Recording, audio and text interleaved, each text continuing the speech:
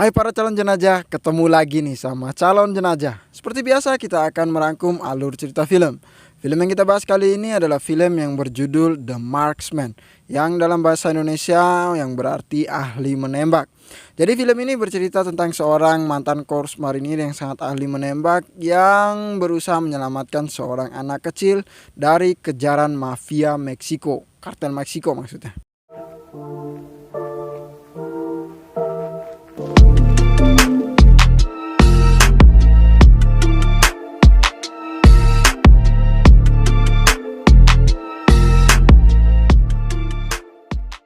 Film berawal dengan latar belakang sebuah kampung kecil di Meksiko.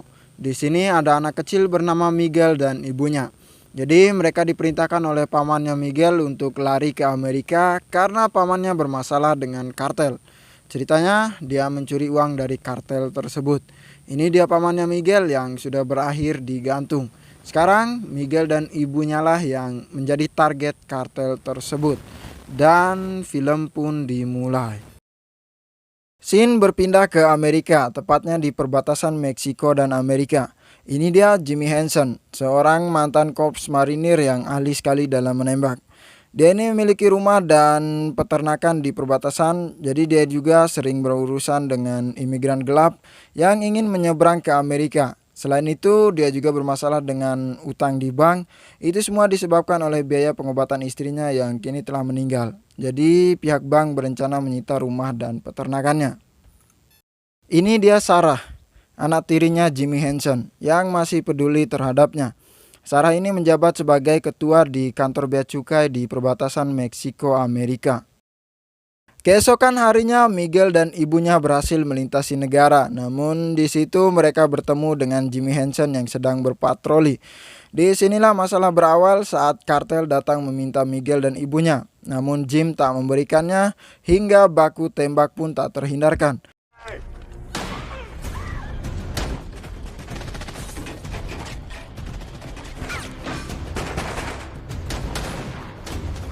Hasilnya, adik dari ketua kartel itu knock, tewas maksudnya. Sedangkan di pihak Jim, ibunya Miguel yang tertembak.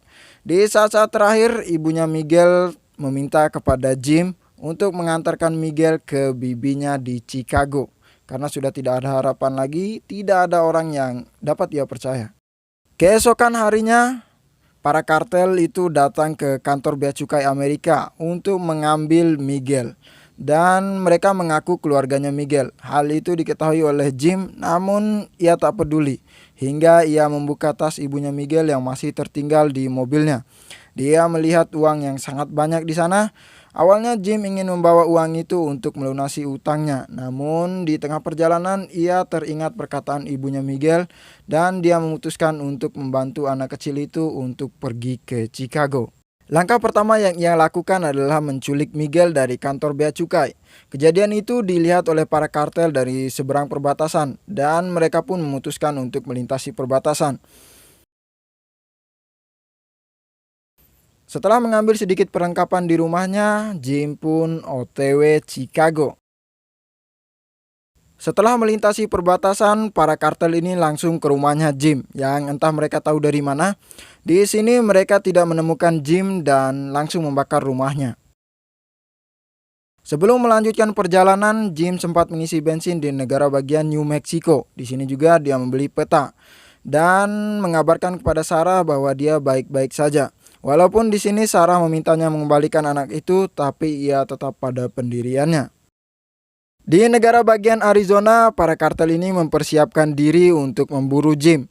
Dan berkat keahlian anggotanya, mereka bisa tahu bahwa Jim menggunakan ATM-nya di negara bagian New Mexico. Tadi waktu isi bensin. Sesampainya di sana, berkat CCTV di toko tersebut, mereka mendapat petunjuk bahwa Jim mengarah ke timur laut. Di sisi lain, akibat banyaknya peluru yang mengenainya, mobil Jim mengalami kerusakan. Ia harus menambal radiatornya yang jebol, yang memaksanya untuk menginap 1 malam di situ. Paginya setelah melakukan pembayaran dengan ATM-nya, Jim melanjutkan perjalanan. Di sini Miguel sempat membulatkan di bagian kota Chicago di peta yang mereka pakai, yang mereka beli tadi, yang ternyata menjadi masalah buat mereka nantinya.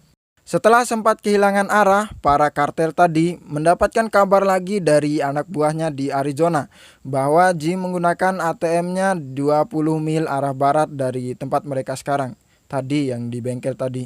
Di tengah perjalanan, mereka ditahan oleh polisi, yang ternyata polisi itu adalah orang suruhan para kartel. Walaupun mereka sempat lolos dari polisi itu, tapi senjata milik Jim tidak dapat diambil kembali setelah disita oleh polisi. Di sini para kartel itu membunuh polisi yang gagal menangkap Jim, dan mereka juga mengambil peta milik Jim yang sempat terjatuh. Jadi ia sempatkan diri lagi untuk membeli senjata. Di sini dia juga menelpon Sarah untuk memberitahukan kabarnya. Namun setelah Sarah menjelaskan betapa bahayanya para kartel ini, ia tak lagi mau melanjutkan niatnya untuk mengantar Miguel. Setelah memarkirkan mobilnya di tempat yang tersembunyi, Jim pergi ke penginapan untuk menunggu Sarah menjemputnya. Di sini dia tak lagi memakai ATM untuk melakukan pembayaran. Di malam harinya, ternyata para kartel mencurigai penginapan mereka. Alhasil, Jim dan Miguel harus berlari masuk hutan. Untungnya, Jim sempat menelpon polisi, sehingga ketika suara sirine polisi mulai terdengar, para kartel pergi. Namun sebelum mereka pergi, si bos kartel sempat menembak mati anjing kesayangan Jim yang membuat emosi Jim mendidih. Di pagi harinya, Sarah dan polisi datang ke TKP, namun ia tak menemukan banyak petunjuk. Dan di sisi lain, Jim dan Miguel mengubur anjing yang ditembak mati semalam. Akibat kejadian semalam, sebelum melanjutkan perjalanan, Jim menelpon Sarah. Ia memberitahukan bahwa ia tak mau mengembalikan anak itu dan akan tetap mengantarkannya ke Chicago, apapun resikonya. Di sini juga ia sempat mengajarkan Miguel cara menggunakan pistol yang semoga berguna untuknya di masa yang akan datang. Sekarang kita kembali ke kartel yang sudah kehilangan arah. Mereka sudah bingung mau kejar Jim kemana lagi. Namun salah satu dari anak buah kartel itu sempat membuka peta yang dipakai oleh Jim tadi dan melihat kota Chicago yang sudah dilingkari. Tak butuh waktu lama, bos kartel yang botak ini langsung menghubungi anggotanya di sana untuk menunggu kedatangan Jim. Di malam harinya, Jim dan Miguel membakar semua uang kartel yang mereka bawa dari awal. Alasan mereka itu adalah uang kartel yang datang dari hasil yang tidak baik. Istilahnya bukan uang halal lah. Pagi harinya mereka melanjutkan perjalanan. Baru saja mereka masuk ke wilayah Chicago, orang suruhan kartel tadi langsung mengetahuinya dan langsung mengabarkan ke bos kartelnya. Dan Jim yang tahu akan hal itu langsung mengambil jalan pinggiran. Tapi tak berselang lama akhirnya mereka berpapasan di pertigaan jalan. Saat mereka akan berbenturan, Jim langsung mengerem mobilnya dan mengambil arah jalan lain. Sedangkan para kartel sempat menyingsap ke semak-semak. Di detik-detik ini radiator mobil Jim yang hanya ditambal tadi kembali jebol.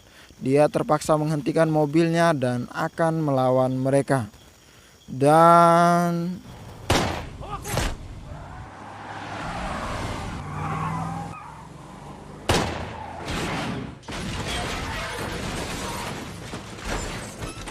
walaupun mobilnya terguling, namun para kartel itu masih hidup.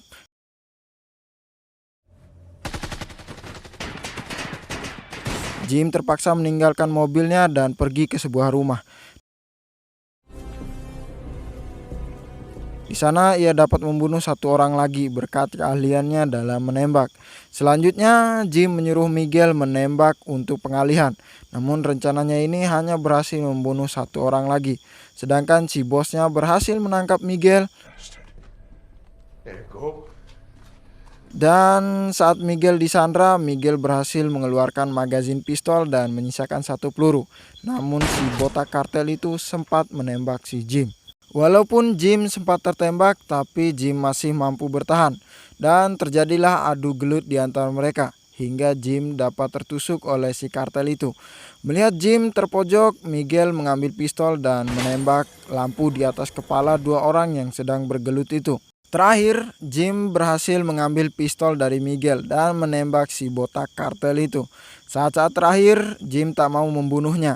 Ia hanya meninggalkan pistol yang berisi satu peluru yang ternyata dipakai oleh kartel itu untuk bunuh diri. Setelahnya, Jim dan Miguel menumpang mobil orang untuk sampai ke alamat yang diberikan oleh ibunya Miguel. Dan akhirnya mereka sampai di rumah bibinya Miguel, yang artinya misi Jim selesai. Dan film pun berakhir.